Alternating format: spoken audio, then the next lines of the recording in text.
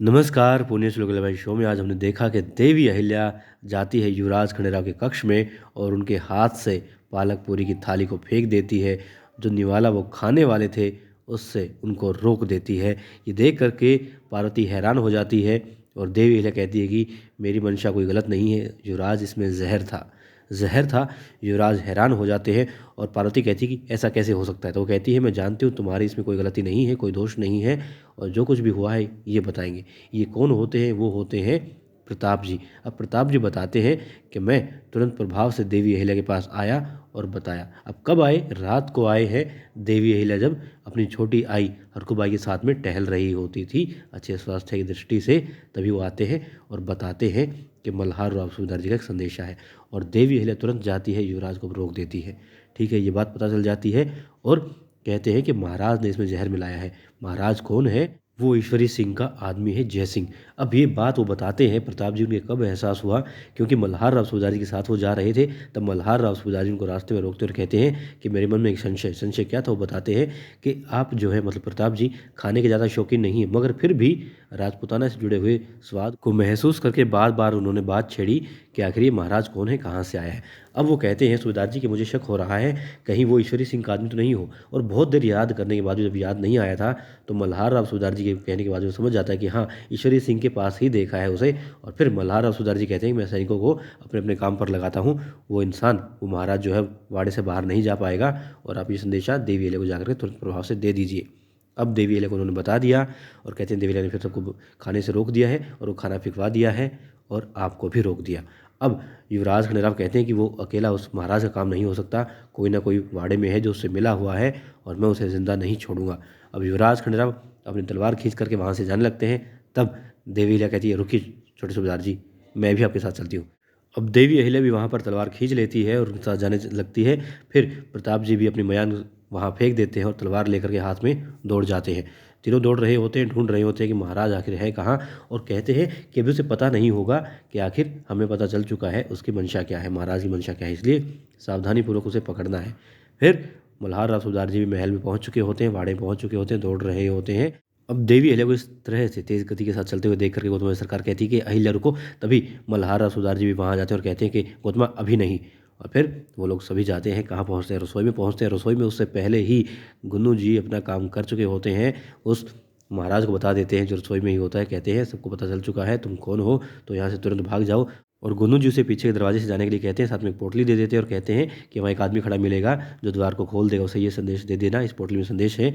ठीक है, वो पहुँच जाता है और जहाँ पहुँचता है वो आदमी मिलता है, वो कहता है संदेश लाए हो?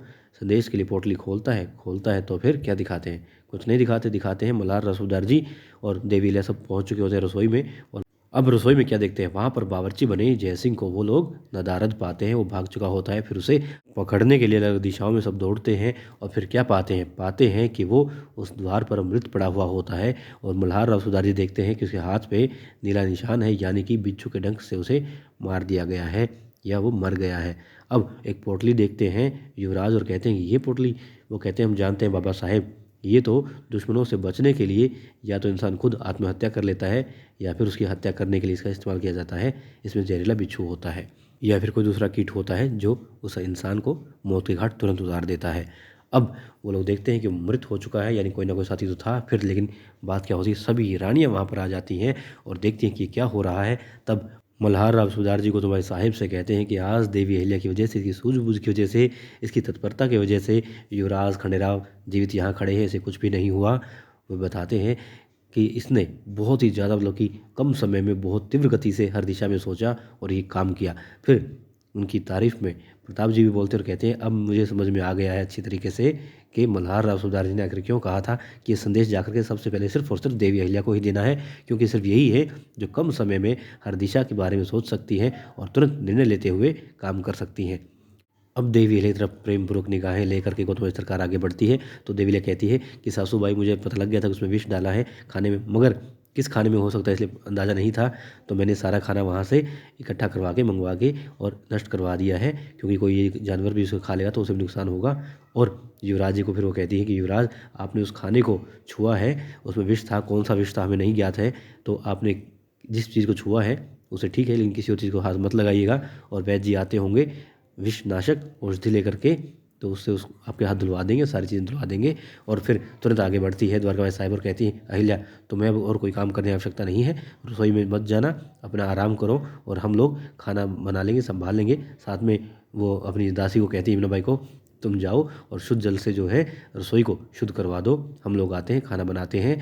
और देवी अहिल्या वहाँ से चली जाती है, सब लोग जा रहे होते हैं। और अब रात बीत चुकी होती है, भोर हो चुकी होती है और देवी अहिल्या मंदिर में होती है शिव शंभू के पास में। तभी आते हैं वहाँ पर दत्तू जी और बताते हैं कि देवी अहिल्या को कि रेणुका मिल गई है, वो उस खेत में हो सकती है और सैनिकों को लेकर के वहाँ जाता हूँ। वो कहते नहीं, सैनिक नहीं भेजने हैं, शक हो जाएगा और ये बात कैलाश पाटिल तक जा सकती है। और कैलाश पाटिल पहले ही जान चुका होता है कि देवी अहिल्या ने जिस रेणुका को बचाया है वो रेणुका कहाँ पर छिपी है। तब वो उसे मारने के लिए वहाँ पर अपने साथियों से अपने दौड़ पड़ता है और देवी अहिल्या उसे बचाने के लिए जा रही होती है अपने कुछ चंद सैनिकों के साथ में, कुछ साथियों के साथ में। और अब दिखाते हैं कि थकी हारी, चलने में भी असमर्थ होती है रेणुका एक कुएं के पास पहुंचती है और उसमें पानी नहीं पाती है, तो बैठ जाती है। और फिर उस नज़र पड़ती है एक मूंगफली के ऊपर, मूंगफली को उठाती है तो उसमें भी कुछ नहीं होता। फिर अपनी किस्मत को कोसती है, तभी बालक वहाँ पर आता है और उसे खूब सारी मूंगफलियाँ देता है। खाते हुए कहती है, माफ़ करना, मैं तो सारी खा गई। वो कहता है कोई बात नहीं। उसकी माँ कहती है, वो कहता है कि यदि कोई लगे कि ज़रूरतमंद है तो उसको चीज़ें दे देनी चाहिए। और फिर कहता है, आपका कोई घर है? वो कहती है कि नहीं। तो वो उसको अपने घर लेके जाने की ज़िद करता है और लेके जा रहा होता है।